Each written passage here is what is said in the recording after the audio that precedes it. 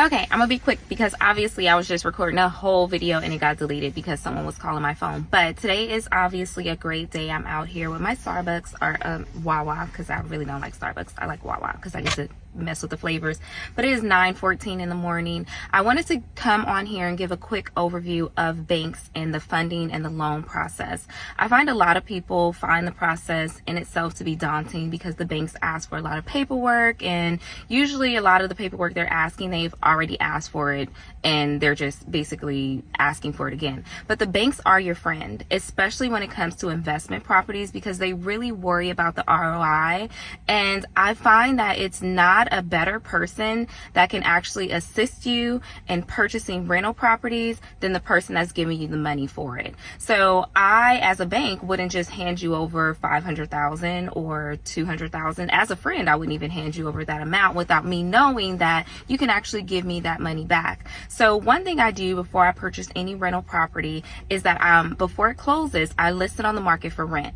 And the reason I do this is because it allows me to see what type of pool of clients that I'm going to receive before that rental property closes, to know that if I want to move forward with this loan or if I want to just go ahead and push it and go to the next deal, because not every deal is a deal for you. And sometimes it is very, very sad when a deal don't go through and like you fell in love with a place. For example, before I started on this journey for this particular home that I'm about to close on, I actually had another home under contract. However, when I listed the home up for rent, I didn't get not one reply, not one application for anyone in the area. And yes, I get it was kind of off season, but in an area that's for rent, you should at least get at least 1 or 2 good applications. Now, if your applications that you're receiving are low credit scores, bad credit, evictions, then you know what type of tenants you'll get. So anyway, that property ended up not receiving any applications, so I actually didn't move forward with that deal.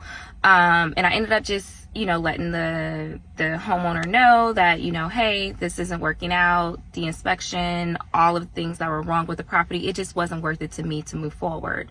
As for this new investment property that I'm looking at, so one thing about investment properties and moving forward with loans is that the banks look at the ROI. The ROI is return on investment. So with a DSCR loan, of course, you have to put like 15, 20%, sometimes 25% down, depending on the type of loan. You can do conventional as well.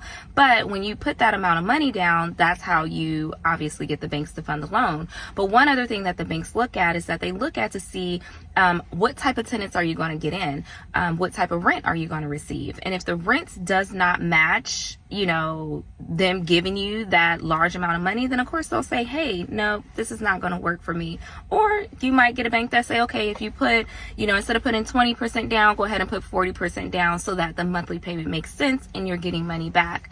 But for me, I like obviously to get money back because that's what I purchased rental properties for. So in this case, this property that I'm actually building, I went ahead and put it on the market. I did my whole thing. So I haven't received any applications. So I went ahead and dropped the monthly amount to see like, okay, maybe that's a little bit high. I'm reaching in that area. Let me drop the monthly amount. So I dropped the monthly amount and I still have not received any applications. So what that tells me is that the area is not ready for that type of price range on that rental amount. So it actually would be a good idea to purchase the property and then flip the property to sell.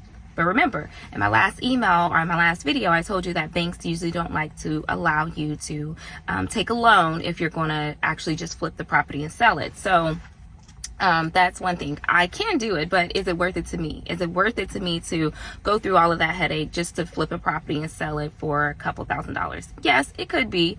But at the end of the day, I'm in the business of making money. So I have a very, very important decision to make as far as if I want to move forward with this home. So even though you're having a home built, you can always, if it doesn't make sense to the bank, and it doesn't make sense to you, you can always figure out ways to negotiate out of your contract. You're not stuck in a contract or any contract, especially when it comes to real estate and investment properties. The last thing you want to do is get yourself stuck into a contract or any type of deal that is not working for you. So continue to follow along for more great tips. Obviously, I'm always here to answer any questions that you may have, but of course I will continue to update you in this journey and process that I have going on.